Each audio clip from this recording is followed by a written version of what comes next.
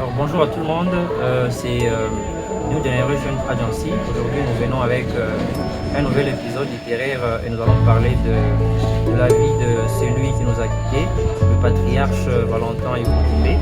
Nous allons essayer de parler de son parcours littéraire, de sa vie et de ses œuvres. Alors je suis Charles Boucher Dibaouere, je suis enseignant, je suis critique littéraire et rédacteur. Alors, qui est Valentin Iboumbé? Des nationalités congolaises, il est né dans l'ancienne ville de Jacques-Ville. C'est aujourd'hui la ville de Litassi, en République démocratique du Congo, en 1941. Et il nous a quittés il y a 3 jours, c'est 22 avril 2025, en Caroline du Nord, aux États-Unis. Alors, quelle est l'influence de l'œuvre de Valentin Iboumbé sur l'Afrique, sur l'histoire de l'Afrique, et pas que sur l'histoire aussi du monde, sur l'histoire littéraire du monde.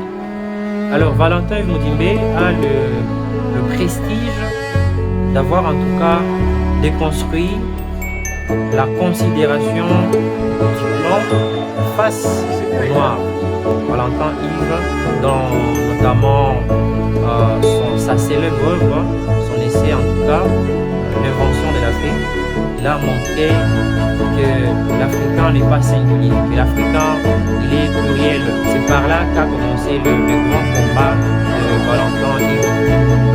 L'influence de Iboumbé, c'est une influence non négligeable parce que l'œuvre de Iboumbé a su donner aux autres écrivains, aux autres penseurs africains, aux autres penseurs congolais, cet esprit-là de prouver que l'Africain doit avoir sa fierté qui lui a été arrachée par l'histoire préfabriquée de l'homme blanc.